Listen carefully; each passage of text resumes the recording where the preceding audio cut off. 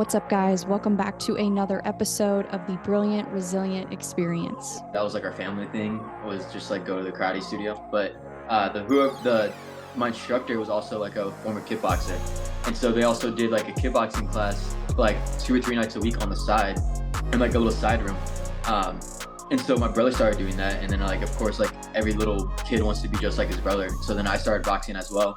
And actually, I took my first kickboxing match at like 7, 8 years old. It was like a little exhibition match. Today, we have a very special guest. He is a professional MMA fighter from St. Louis, Missouri, and he is currently fighting in the UFC. So he is coming off of a first-round knockout win just a couple weeks ago, and he currently has a record of 9-3. Currently trains at Marathon MMA in Kansas City. He is looking to climb his way through the bantamweight rankings. So I'm really excited to chat with him, especially with him coming off that win. So without further ado, let's go ahead and welcome Garrett Armfield. What's up, man? How are you?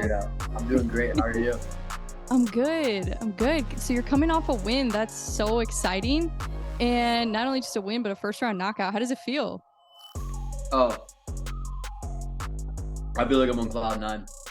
I probably feel like this ever since the fight too. It's just it was awesome because like it was like so like just like a goal I've had for so long is to get my first UFC win, and then to go out there and be able to get the finish and get the knockout as long with it. It feels awesome. Yeah, well, it was almost kind of a picture perfect performance, because if it would have been like too quick of a knockout, then you wouldn't have been able to kind of show us like a lot of your skills, which you showed us. Just like your boxing is so good, and especially your jab. Like I was watching it, I'm like, man, that's one of the best jabs I've seen. It's so good. And yeah, it just, I don't know, I guess, what'd you say?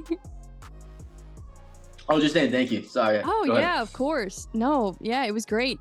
And I'm one of those crazy people that woke up at 3 a.m. to watch that card, and I'm glad I did because I got to see it like live. Yeah. I mean, obviously I wasn't there, but my sister went out with her friends the night before because my sister watches all my fights, and they just ended up staying up the entire night and just like going out and drinking, and then just like staying up till like 4 a.m. to watch it. I was like, awesome, cool, appreciate the support.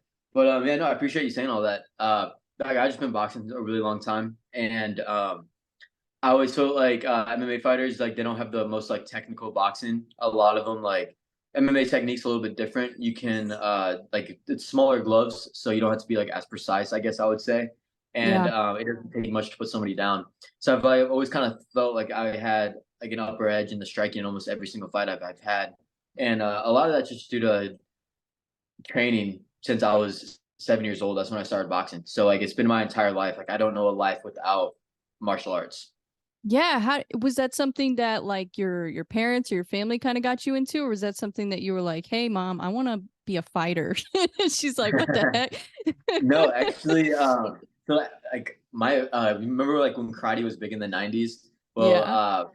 my entire family did karate. Like it was like I'm the youngest of 5 kids, and all 7 of us did it.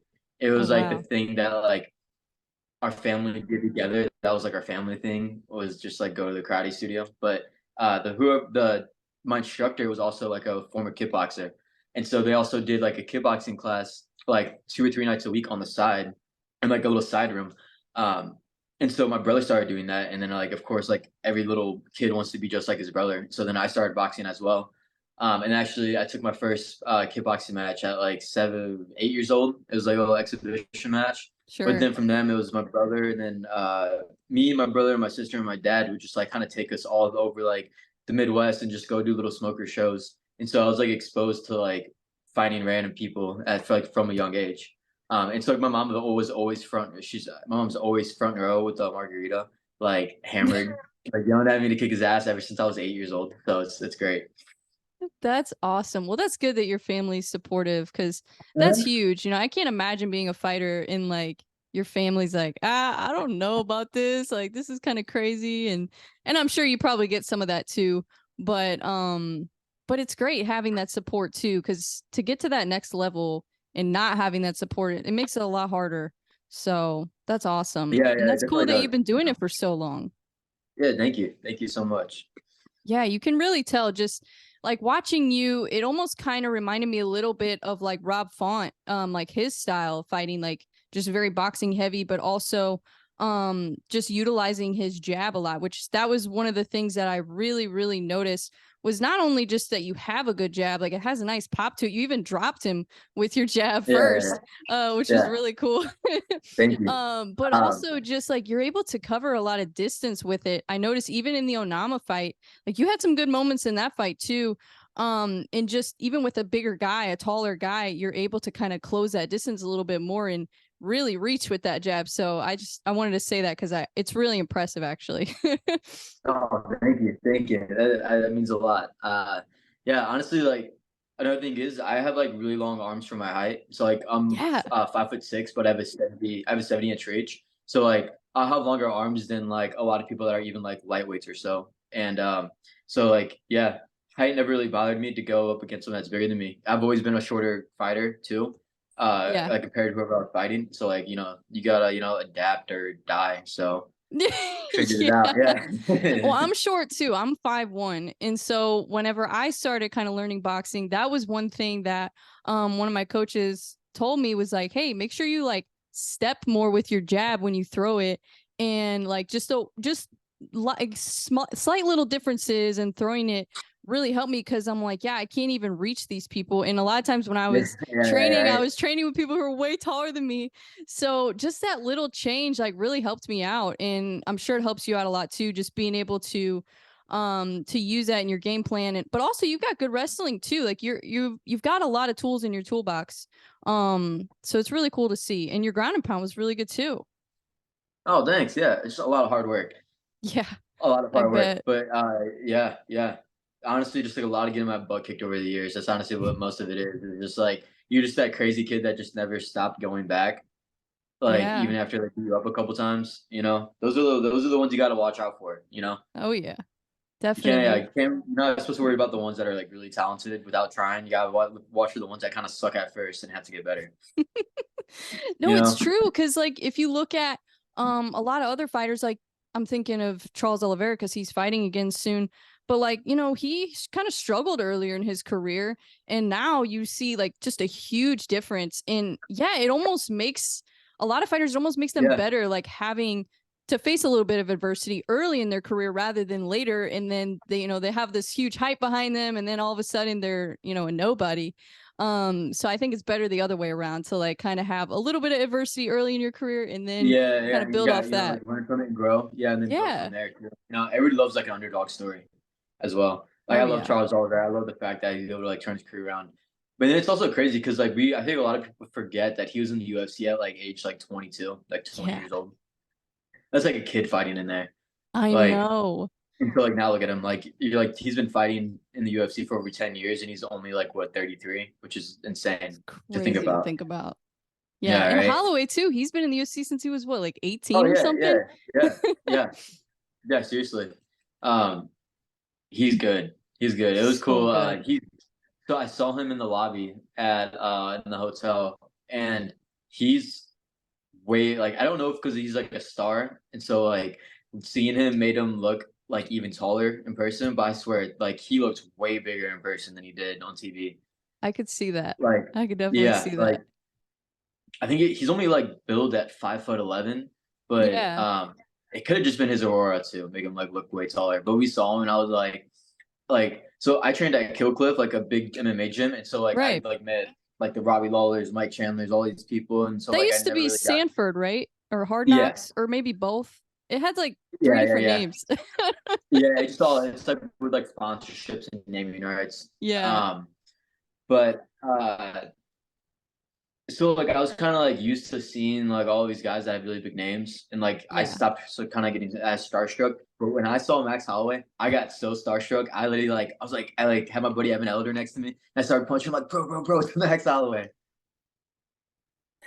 That is awesome. I was gonna ask you about Yeah, that, like being there, not only for like that's such a crazy fight, and that's why I woke up at 3 a.m. to watch that card because, and I don't think a lot of people realize like how big of a deal that main event was because it's like not only is it Max Holloway, continuing to just dominate that division, but also yeah, Korean Zombie's last fight, and he's such a legend of the sport and just like man, seeing him make his last walk, that was kind of crazy. Like my emotions were like, I was like, oh my gosh, like this is just so wild.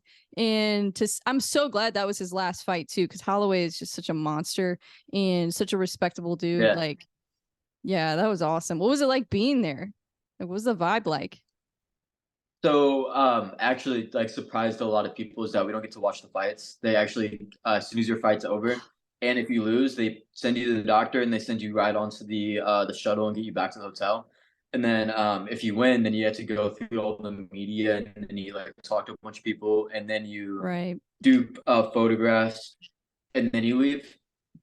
And so, like they gave you 4 tickets that you can, like if I was fighting in Kansas City, I would give them to my friends and family to come watch me fight. It's like Sure. 4 guest tickets. But, so we coulda you just used them ourselves. And, pretty much we could have gone back to the hotel and got showered and changed and stuff and then gone back and watched the fights. But by the time I got back to the room, it was like 40 minutes until Max fought. So we didn't get to watch them. Oh And then man. but, like, fight week was just, like, pretty low key in the hotel, like, the resort was so big that, uh, like, you kinda just, like, did your own thing, really. Like, so it was pretty cool, it was at, like, a Universal Studios with Singapore is where the hotel was at, Oh, nice. and so they had an amusement park. I didn't do the amusement park, I saw a couple fighters go and do that. I'm like, "We're about to get in a fight, and you're gonna go on a roller coaster, like, Yeah, sorry. you don't have That's enough enough thrill sightseeing for going on. me." You don't have enough Yeah. adrenaline already. Yeah, that's Oh, no, funny. I'll go to an amusement park, and I'll just be, like, emotionally exhausted by the end of it due to, like, all Yeah. the adrenaline highs and lows. I'm like, "I don't wanna do this anymore." But, yeah, so, like, they had, like, the amusement park, and then they also had, like, an aquarium and a bunch of, like, other different things you could do. So, like, it was, like, enough to fill up, your plans for the week. We had gotten there, like, 10 days early. So, like 4 days before the fighter hotel opened up. So I actually got a hotel in Singapore, like downtown away from the resort. And that was really interesting. It's a very modern city and it's very clean. There's no crime, no littering, no trash anywhere, no homelessness.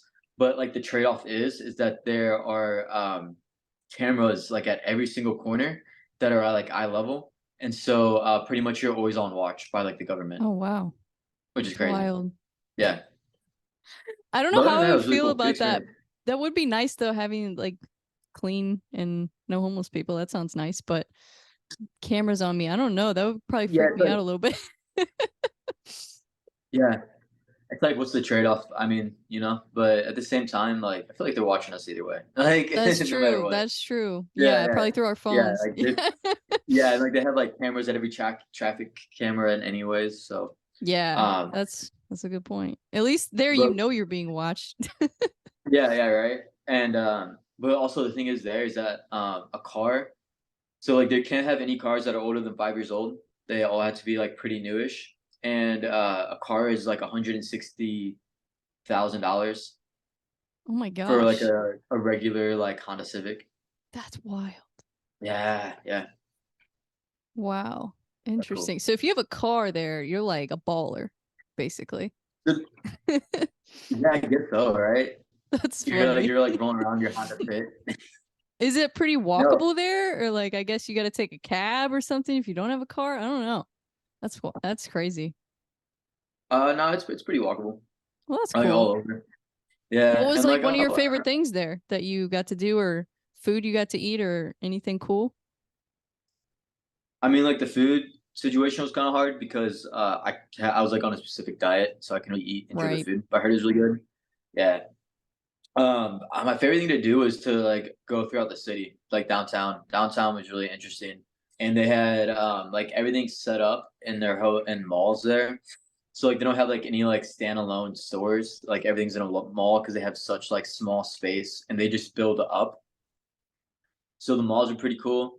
Um, and then like I think the most famous picture of Singapore is Gardens by the Bay, and it's like these tree houses that they built, and they're massive. They're probably like 20 stories tall.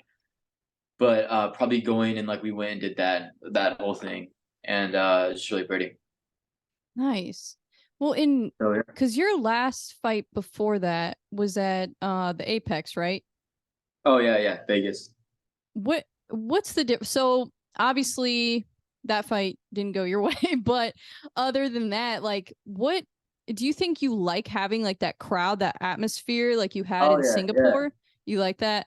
I yeah. figured Way because like better. Apex is a different vibe. Like it's a lot more like you can hear everything almost. It's kind of You can crazy. hear everything, and like I really enjoyed the crowd. Like I think the Yeah. crowd's like my favorite part. To be honest, like I was like walking back and like somebody like gave me a beer. I was like, oh, even better, free beer.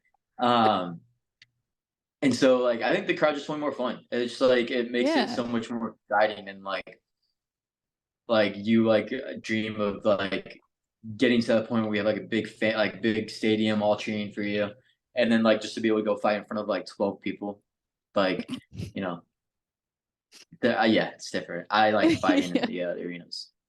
Yeah, it's I like could cool. totally Like see you hear that. somebody get like a big knockout, and you just hear like three claps, like it's like golfing or something. Yeah. They're just snapping their fingers. Uh, Yeah, that's wild. I feel like if it were me, I would probably want to have a big crowd. Like I feel like that energy would probably just give me like more fuel. I don't know, but I'm not a fighter, so I don't know what how I would feel. I'd probably be so nervous. But having the crowd no, would definitely help me, I feel like with the nerves. I don't know, but that's just me. yeah. I think it's because it like I don't know. I think it's like you feel less alone out there. Like when it's Yeah. just you and there's like no crowd, it's just like, well, we're about to get in a fight. Like it's just me and this dude. But with the crowd, it's like, oh, cool, okay. This isn't just like complete chaos. Yeah, for I guess sure. I don't know. People are different. Some people probably hate the crowd. You know, Yeah, like some probably like people psych they them like out. the Some people Apex psych out. better. Yeah, Yeah, like the screw that. COVID fights. I can't remember. There was somebody that was like on a tear. I can't remember who it was during like the whole COVID thing when they basically had no attendees in the Apex.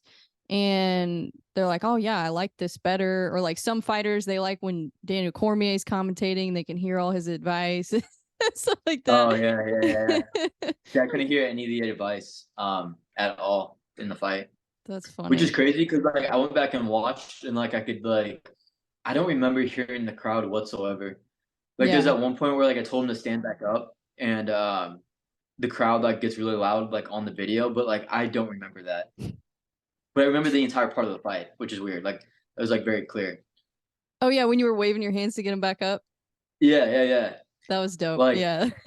thank you. But like I remember every single part about that, but I don't remember the crowd at all. Yeah, they were getting fired up during that. Yeah, that was fun.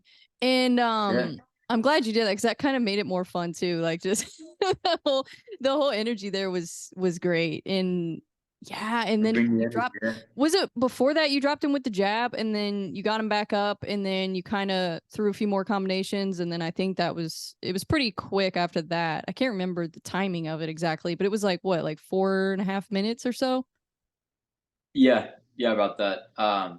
Yeah, no, I dropped him with the jab, and then went to finish, and then he tried to go leg lock, and then we. Oh, That's that's when right. I backed Yeah. out because I was like, screw that, like, don't tear my knee, and like, let's not give him the one area where he could possibly beat me at is like leg locks. Let's not do that. Yeah, And for so, sure.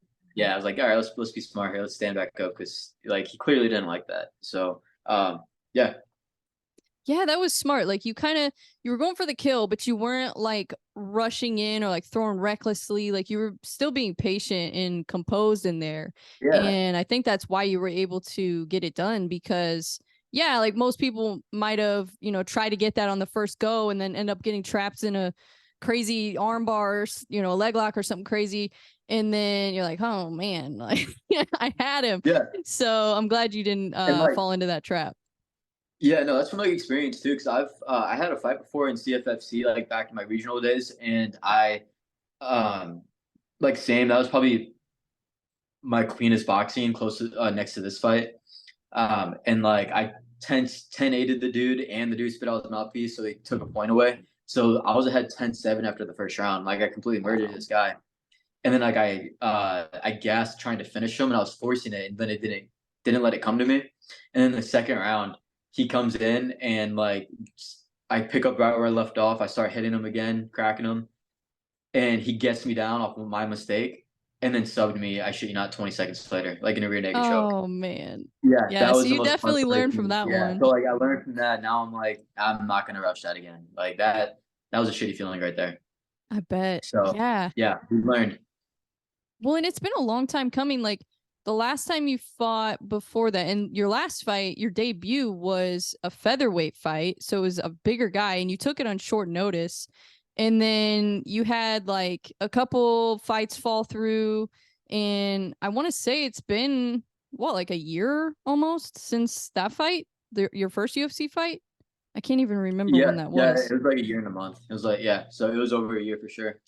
Yeah, that I mean, honestly, it didn't. It's crazy because like time flies, Yeah. and like I feel like time just like kind of like it was like I was in at my debut, and then next thing you know, like I took a nap, woke up, and like I was getting ready for my second fight. Yeah, it sucked having those fights fall through, but shoot, I mean, like everything happens for a reason. Like, Yeah. what if I would have went and had a bad performance my second fight out? Like, what if I would have been sick and went and fought and not would have performed, and then next thing you know, like, oh, that's like your second impression. Like now, like you're cut. Like, um, so like I really believe that everything happens for a reason, and I came into this fight like much more prepared, and like I didn't feel the like the jitters, like I never feel that, or like the cage rust is what they call it. Um, I just been like lucky enough to not have to experience that, didn't have to experience that in that long layoff, and that will hopefully be the longest layoff I have of my entire career. Yeah. Well, and you got more training in, like you said, you got some more experience. You were a little bit more ready for the fight. And yeah, Yeah, yeah. that's a pivotal fight for you, your second fight in the UFC. Especially in a division like that that's so stacked. I Oh mean, yeah. it's I think you have a super bright future. But yeah, Thank you. it's gonna take time to get through the Shark Tank It's that gonna, yeah. division is.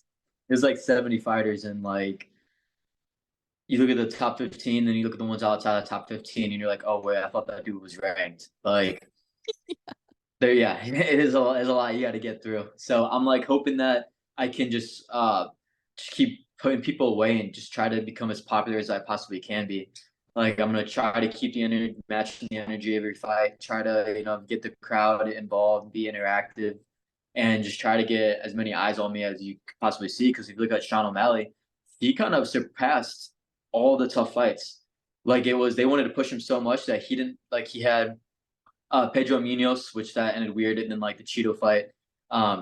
But even with like the Cheeto fight, like it was just like he was fighting unranked guys, and then he jumped up, fought like maybe number 14, and then he fought number 2, which was like stylistically a good fight for him. And then he jumped up, fought the title, and like just performed super well that night, and now he's a champion. And you like look at guys that I don't know, say Marab, who's been fighting killers nonstop, literally like going from number 15 down to 1, like 15, 14, like trying to fight every single person, and he still never got the crack of the title yet. And like, it just kind of shows that like Marab's a popular fighter, but not on the same level that O'Malley is. And like O'Malley was able to like, jump up, and like the UFC will like take that exposure that you have, and they'll push you, and they'll keep pushing you, and like they'll help you out along the way. What I've kind of noticed like with Sean O'Malley and a couple other fighters is that like if you're popular, they'll take care of you, and like they'll get you the smart matchups. Yeah. Well, in a lot of times, I'll see And if you piss them fans like off, if you piss them off, then you're screwed. Yeah. yeah, exactly. Well, and you see like all the time, like, fans will be like, oh, this is crazy. I can't believe he got this fight. He doesn't deserve it, or blah, blah, blah. And it's like, yeah, but here's the thing. The UFC is a business, and they're trying to Yeah. make the biggest fights that'll make them the most money. So they're gonna, maybe Sean O'Malley or whoever it is, like maybe they don't deserve this shot as much as somebody else or whatever people are gonna say. But it's like, well, actually, they do, because they've brought so much attention to the sport, and they've sold the fights, and they've gotten people eyeballs on it. So, of course, they're going to get more favorable matchups. They're Yeah, going they're to gonna get the get big those fight. big fights. Yeah, because the UFC knows that they can draw. So it's like, yeah, some fighters do have a little bit of that privilege, but at the same Oh time, they yeah. kind of earned it. Just in a different way. They earned it through being a personality, through getting more exposure, and just kind of like Sean O'Malley likes to talk. It works for him. Yeah, and then like especially if you look at like uh what's his name, like Alex Pereira, like he was like 5-1 fighting for the UFC title. Like it was like it fit the storyline and he could knock people out. So like they jumped him up. Like Conor McGregor was like 6-0 in the UFC before he got his title fight. And like you have guys like literally the exact same time frame. Like Nick Lentz was like 7-0 in the UFC when he first joined. He's like, I've won like 7 in a row. Like where's my where's my big name fights, like my big ticket fights, my main events, my pay-per-view points. And like yeah, it comes back to what you said. It's like whoever the UFC wants to push, they'll push, Yep, which is like for crazy, you sure. know? Oh yeah, it's a little political, just a little bit. Yeah, it can be for sure. Yeah. And it's funny sometimes listening to Dana talk about it. I always love listening to his opinions on things. And I Oh heard him yeah, no, talking about he's a genius. Yeah. yeah, it cuz I mean, yeah, it's a business. It's they got to put on the most entertaining fights that they can. They got to put on fights that people actually want to watch, cuz if nobody knows who the fighters are, and I think that's the thing a lot of fans or even fighters sometimes forget is like a lot of the people watching are casual fans. So, they don't know the UFC roster like we do. They don't know why, Marab is so good, and they don't know why, all these fighters are who they are because, they don't watch the fight nights. They don't watch the prelims. They don't watch all Yeah. this stuff. So they don't Yeah, see they these don't. fighters Yeah. come up. They Yeah. only know like three names. Like they Yeah. know Izzy, O'Malley, and like I don't know, Dan like Matt Hughes or something. Yeah. Like Chuck Liddell. Yeah. Um so yeah. I mean, yeah, but if you're able to capture their attention, like the massive crowd, like the majority of like the casual fans that go to the fights, like most of the people, I feel like most of the people that go to the fights don't really like follow UFC that in depthly. I think maybe Yeah. because now the UFC on ESPN is getting way more popular, and it's still very popular, but still like the vast majority of people that tune in and order the McGregor pay-per-views don't really watch the fights that much. Yeah.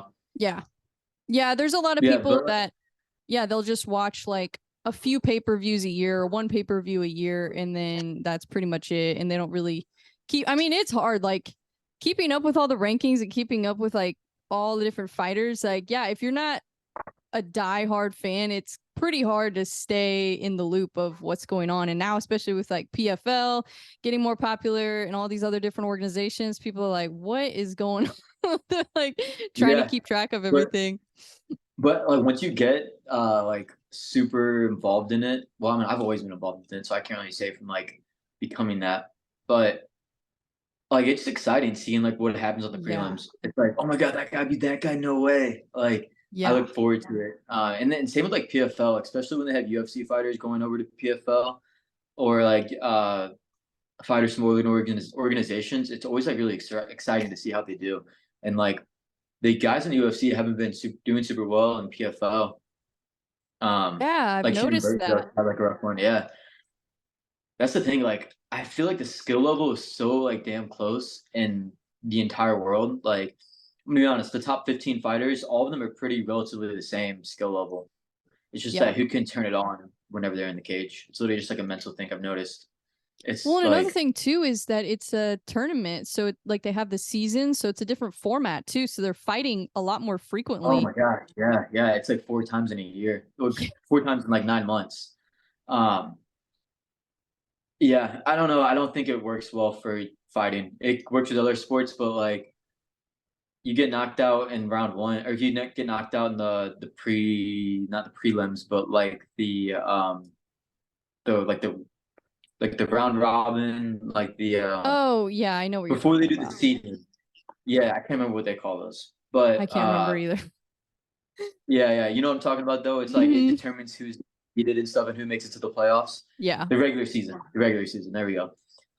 If you get knocked out like your first fight in the regular season, like they'll still book you 3 months later and have you fight again, and then you get knocked out again, and then it's like, oh, they're gonna book you three more months later. Yeah, that's And wild. yeah, so I don't think it works for fighting. I like what they're trying to do, and like it makes it kind of exciting with like the whole $1 million tournament.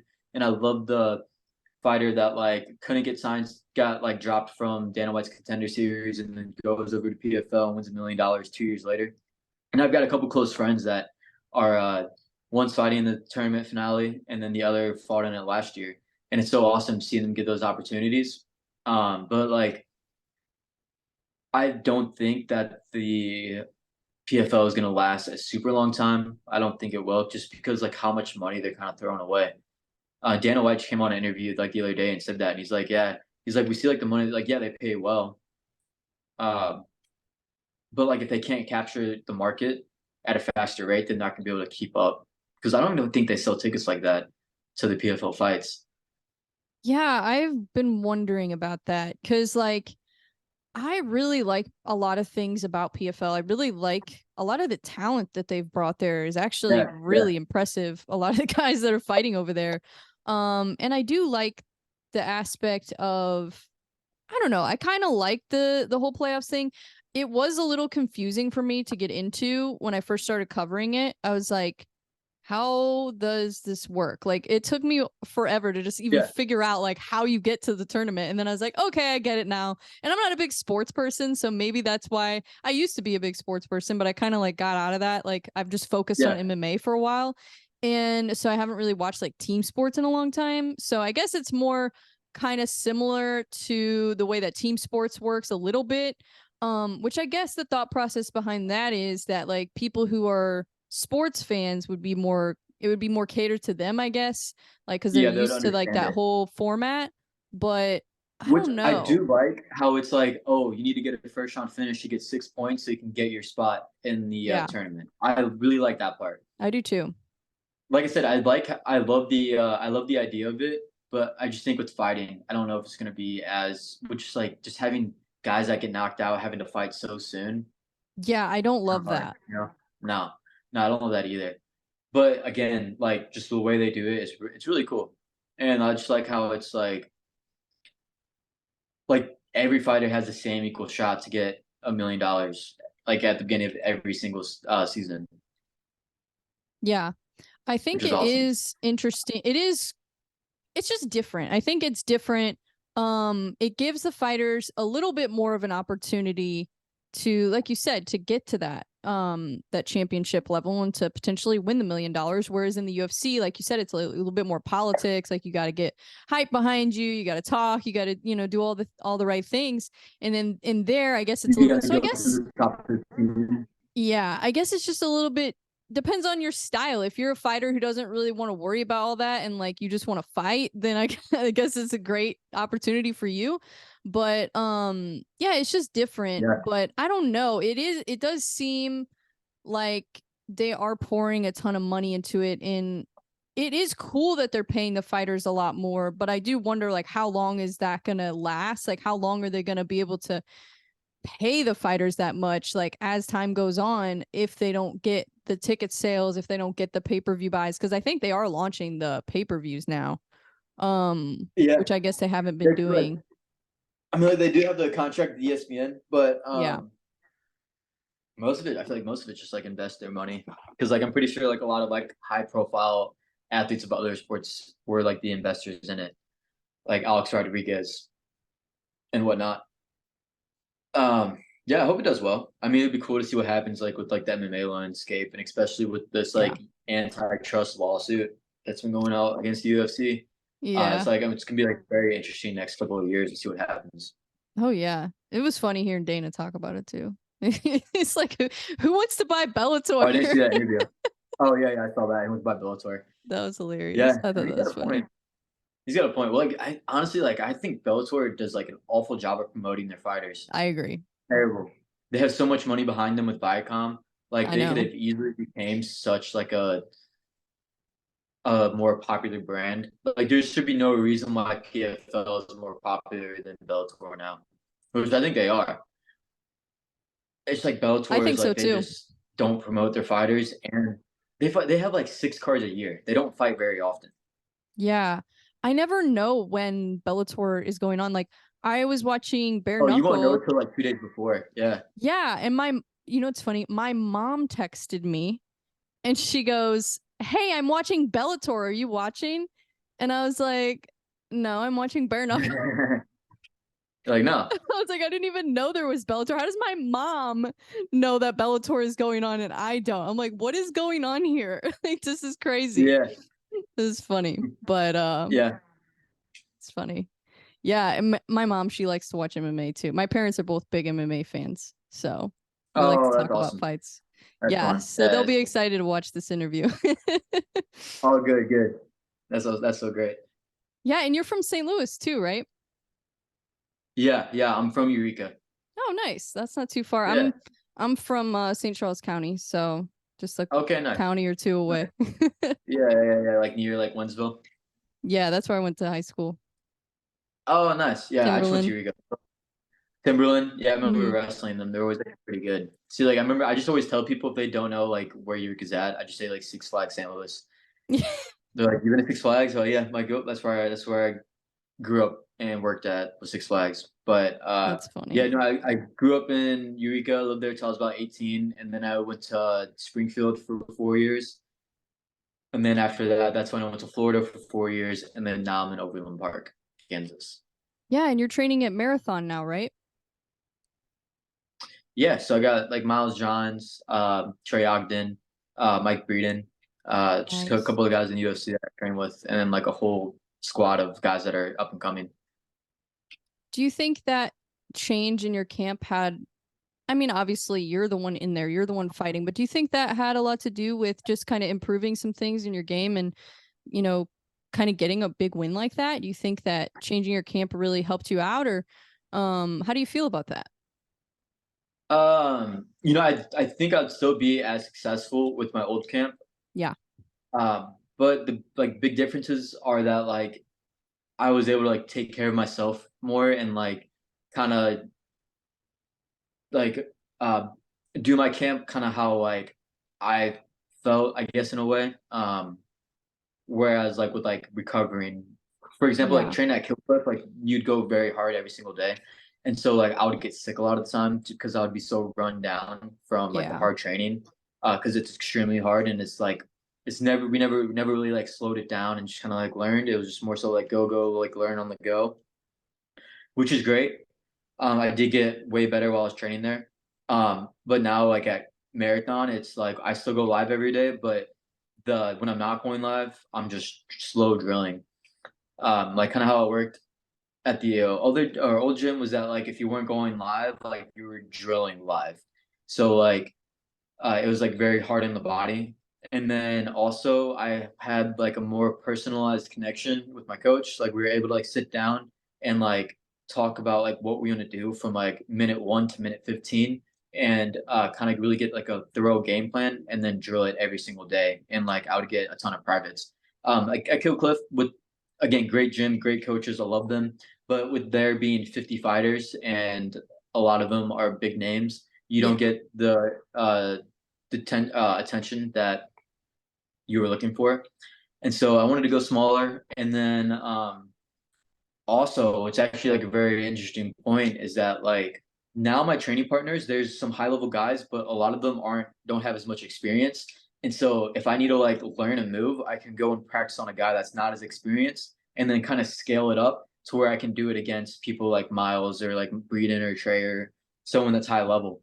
But at Killcliff, it was kind of like everybody there is high level, and so like you could never really learn as well. It just take longer to learn because you weren't getting into those positions that you needed to. Where you could like say if I want to get a takedown against the wall, um, it's way easier to get there against somebody that doesn't really know what they're doing and kind of like slow drill it live with some resistance versus like someone that is very good at that and it's like 100% resistance.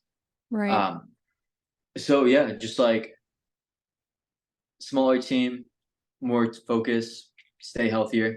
It worked out for me. I still think I would have had the same performance by now at Killcliff, but um, I was really happy with what we got accomplished out of Marathon, and I'm like excited to continue my career at Marathon. That's awesome. Yeah, I could see Yeah, that being, there's some fighters that they probably like having the big gym and it works well for them. But I think there are a lot of fighters too that a smaller gym just works better for them, especially, you know, in the beginning of your UFC career when it's just every fight is so important, and having Yeah. that game plan and just knowing exactly what you're going to do and having somebody that's kind of more dedicated to you specifically, that's got to be huge for sure. Yeah, no, it definitely is. And like it just makes going into the fight way more comfortable. Yeah. Like you're going in with like a whole set game plan. Like I don't think I've ever really game planned like that for a fight before. Like never. I never really had a coach sit down and write down all the notes for me ever since I was an amateur. So like Trey doing that and like showing like how much that he like really wanted us to be successful. It was awesome. And so now like I love like the small team vibe too, because now like I'm like, oh, like I got to get back in and help Miles get ready for his fight. And now it's like Yeah. now we're gonna get him that win, we're gonna get him that knockout. And after that, and then it's Trey's turn to fight, and then we're all gonna go and we're gonna get Trey ready, and then Trey's gonna go out there and get his finish, and then hopefully it'll be me up again. And so it's just cool. It just like it keeps going like round and round, you know. Yeah, that momentum. And you see it all the time. Like when a gym is really like doing hot, like it seems like one fighter will win a fight, then another fighter will win a fight, and it just kind of keeps going because you got that camaraderie, you got that momentum Yeah, together. And yeah, so yeah, yeah, it's yeah. cool. It's you're going with the team chemistry, Yeah. That's so you know. important. Super important. Well, that's awesome. I'm Oh, yeah. glad that your new camp is going well. How do you like being closer to your family? Is that helping you too? Yeah, yeah, it's good. Like I just spent Labor Day with my sister and her kids, so I mean it's fun. It's always a good time. You know, I feel like a big thing in Florida was that I feel like I was missing like them growing up. Like I would like go Yeah.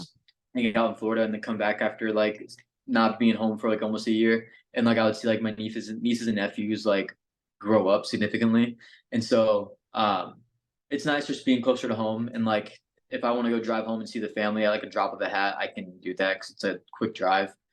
Um, so yeah, I mean, I like it. The cost of living's good, and the people are way nicer. Uh, it's just a cool area. I really do like Overland Park. I was kind of nervous at first because like you go from living in South Florida where like things are very like lively Yeah. to the Midwest, and so it's not as lively, but it's less traffic and there's like more space to breathe. Is like the Yes. biggest thing. Yeah, I way more space agree. to. Yeah. Yeah, and I don't know, maybe having less distractions too. Yeah, no, That could that's be a like a good thing I thing. would actually talk about with some of my teammates was like because the amateurs at the gym I train at now are more consistent and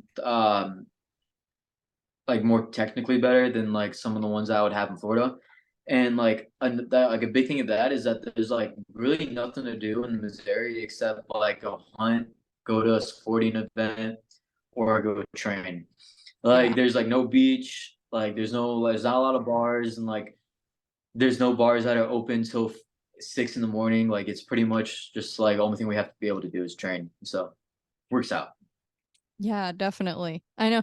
That's kind of how it is. I mean, when I lived in the city in St. Louis, like I definitely had more of a social life then, but even then it wasn't like I can't imagine living somewhere like South Florida and being able to focus. That'd be pretty tough because here it's just Yeah. like, yeah, I mean, I hardly ever go anywhere. Like I don't know. I'd rather do things that are productive because it's like, well, there's not really anything that fun to do that I can't do any day of the week, you know? So it's like, yeah, I'll just stay Yeah. home and chill and watch fights.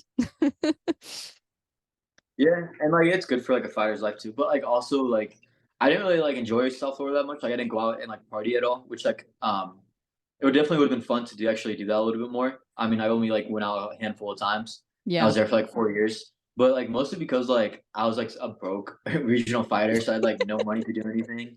And so like the only thing I could do is train and then like try to keep the lights on. Yeah. And so yeah, yeah, it's cool. That's one thing too about being a fighter, especially early in your career, that people don't realize is like there's a lot of sacrifice that you have to make. So much Like sacrifice. you're just Oh, so much scraping sacrifice. by. Yeah, that's tough. Oh Well, it's yeah. got to be easier now that you're in Yeah. Kansas City, I would think. Yeah.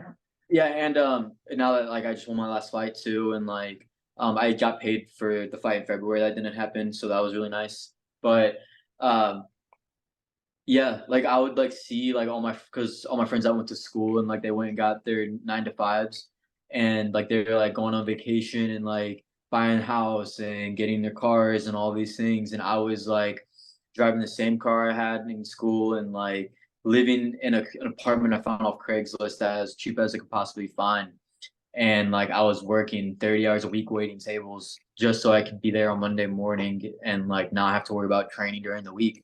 And so like it was like a lot of sacrifice to where like I was broke for so long that like now that fighting is like a little bit more financially lucrative, it just like makes it that much sweeter and like it makes it that Yeah. much more important to me that it's like I really, really had to sacrifice for this. Like and then now it's like when I like before I was like, man, am I doing like the right career? Like I feel like I'm just like wasting my time. Like I don't do anything during the middle of the day. And I just like work all weekends while everybody's going out having fun. But now it's like, man, I don't got to sit in traffic at all. I don't have to go to the office. Like I get to train and like I still bartend. Bartending's fun, great way to meet people. But now it's like I just get to train and like I'll have my days off in the middle of the day, like from 11 to 4. I have nothing to do except like work on things, do interviews, do like make content. And now like looking back, I'm like, man, I'm so glad I stuck it through because like I don't have to sit in an office, which is great. You know, Yeah. Yeah, well, now you're awesome. probably looking at all those people that you used to be jealous of, and Yeah, now they're jealous of you because yeah. I'm you're like, on the hey, what's biggest up? stage in MMA. Right, getting knockouts and stuff. Damn Yeah, right. that's dope. I love it. Yeah, well, Thank you. and it's just one of those things like it's hard to see sometimes the light at the end of the tunnel, especially when you're chasing a Yeah. crazy dream like that. And even sometimes if there's whether or not there's people telling you that it's crazy, you're probably telling it to yourself at times like, man, like Oh am I yeah. doing the right thing? Like what, is Yeah. this worth it? Like how do you stay positive? How do you keep your mindset right when you have those moments of like, you know, maybe a fight falls through or maybe you have a bad day in training or whatever it is. How do you keep on the path? How do you stay positive? Yeah, no, actually, that was like a big thing that I had to work on. Especially when I first moved out to Florida, I was like kind of like a negative Nancy about a lot of things, and like, yeah, I was like pretty negative person, and then like I don't know, I was just like I'm like a believe that like your thoughts become things in your life, and so like I'll just be negative, and then like things wouldn't fall through, and then like just like fights would fall through to get sick, all these different things, and then I like started like living with like way more positive people and like started reading more and then kind of like realizing that like your thoughts become like what you have in front of you. And so I like really started to like look into like the power of, like manifesting and like if you wake up and tell yourself every single day that it's gonna be a good day, it's gonna be a good day. Like it's not gonna like you wake up and tell yourself, oh, today's gonna suck. You're gonna wake up and step out of bed and stub your toe. And so that was like really important thing was just like to like stay positive, especially during training, and especially when training gets really hard. Um, and like that's also another thing at like marathon is that like if I'm having like a rough day of training where I'm not feeling it, I can go and again go with people that aren't as experienced and like kind of just like not have to compete as hard and just kind of like get through practice. But like you couldn't have a bad day at like a major gym like Hillcliff or like any of the major ones. You can't have a bad day because if you do, you're gonna get your ass kicked. Yeah. Um, but yeah, man, like especially when I didn't fight for a year, with like everything that was happening, um, I wouldn't say it was hard to stay positive. It was just like, and it's not that you doubt yourself, but you're like, shit, like I haven't fought in like a year, like financials getting low, uh, like should I go get like an office job on the side, something like that. Um, and so like, just like staying positive and like kind of just like again seeing the light at the end of the tunnel. I don't know, Yeah. it just makes it worth it. And then like I said, like now that I like went on this like performance, they're like I feel like I performed very well in my last fight. And so now I'm like, awesome. Like this is exactly what I'm meant to do. Like I feel like that cleared like I wouldn't say it was like complete doubt, but it was like um damn like fighting UFC is hard, then it's like like every fighter says they don't have these thoughts, but every fighter has these thoughts a little bit. Like, oh, what if I lose my next fight? Like, what if I lose 3 in a row and then I get cut? Like every fighter experiences that at some point. Yeah. And so to be able to go in and like just like do very well and get like a lot of praise from like Michael's Bisping and like all these big names and stuff, it's like, oh shit, like I can actually really make this a career now. Like I really can, like I can do this. Like I can Yeah. accomplish it, you know? Yeah, that's awesome. Well, and even your first fight in the UFC, I mean, you kind of came into that fight with the odds stacked against you. I mean, it was a short notice fight. You were fighting in a higher weight class, and you were like a huge underdog in that fight. So it's like, Yeah, yeah. it's almost hard to even look at that fight and kind of base your career off of that. So then it's good. Now you've got like a solid win under your belt in your weight class. So it's like you can kind of brush that under the rug a little bit. But even in that fight, you had some good moments. And I mean, Onama's huge. He's like He's massive. 5'11" or something like that. Yeah, Huge feather. He, even for featherweight is big for that weight class. So yeah, yeah. He's um big featherweight. yeah, so it's good to see that, you were able to turn it around and not only get a win, but just like a huge, spectacular finish like that. And yeah, but you're right. Like the power manifestation is something I've kind of really gotten more into. Oh It's yeah. something I used to be into like years ago. Somebody kind of told me about it, like, oh, you got to read The Secret and all this stuff. And that's Oh yeah, kind of yeah. how I've I heard the got secret. started Yeah, with it. Yeah. And then I kind of like doubted it a little bit, but I think it was before I was trying to manifest the wrong things. Like I was trying to manifest like a new car or a new, like a house or a nice yeah, whatever, yeah, like material things. And now I'm like more focused on manifesting like what I want my life to look like, what I want yeah. Yeah, my like big everyday to intent. look like. You Yeah. know, like what you're waking up and like what you're doing every day. Yeah. Yeah, Because that's right. really what You gotta. matters. Yeah, yeah, exactly. It's not like, you can't take it when you go. It doesn't matter if you have a fat house or not. Yeah, You get to wake up and like do what you love, which is so rare to find too. it is. Like, It really you is. know, it's rare to find that. And yeah, and now like looking back, I don't think I'd ever get a job that like I couldn't be my own boss. Yeah. Looking back, I don't think I would want to. I've tried it so many times. I fail every time It just doesn't because I work. just No. I feel like I we're not hate meant to it. do that. I Yeah. hate it. Yeah, like the last job I was at, they wanted to like micromanage me to the point of like insanity. Yeah. And I was like, no, I can't. And even like, so I used to own an insurance agency. That's what my last, I guess, venture that I Yeah. was in, like for a long time. I was in the industry for 5 years. And I kind of just stumbled into it. Like, I don't know. I kept going like different jobs, and I've been in sales for a long time, and I've been in the service industry a little bit too. Like I've done a little bit of everything, and then I stuck with insurance because it was pretty lucrative, and it seemed like I would enjoy it for the most part, even though Yeah. it wasn't like the most exciting thing in the world. But even though I was the owner like of the business, it's still, I don't know, like I still had a corporation that I was like working, I Yeah, guess reporting not to. working for per se because I wasn't an employee, but I was still like not really my own boss because they still dictated a lot of things that I did. Yeah. And yeah, I just don't like it. I don't like somebody telling me what Mm. to do. I don't like somebody telling me what time I have to get there, what time I have to leave. Like, Yeah. especially if I get my work done early, I'm like, what am I still doing here? Like, this is a waste of time. Like, I could be Yeah, doing yeah, stuff I exactly. actually want to do. So I get that for sure. Yeah, it's cool to be able to dictate your own schedule and just do the things that you actually want to do. And some people might think like, oh, like you just don't want to work. It's like, well, no, I just want to work on the things that I'm actually passionate about. So I'm not just working for a Yeah. paycheck. Yeah, and like you don't want to just like have to work until you're 65 and then enjoy life. Like I want to enjoy life now. Yes, exactly.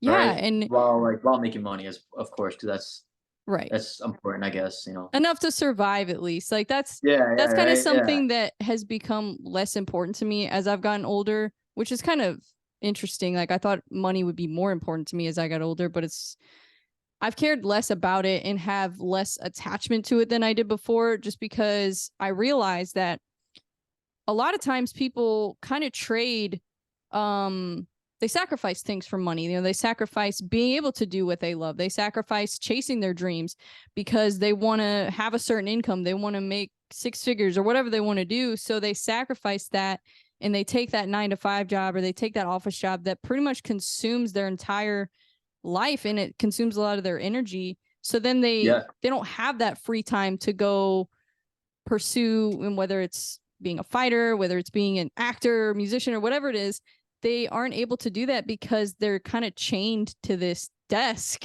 Where they can't go out and actually enjoy, like, really do what they want to do, you know?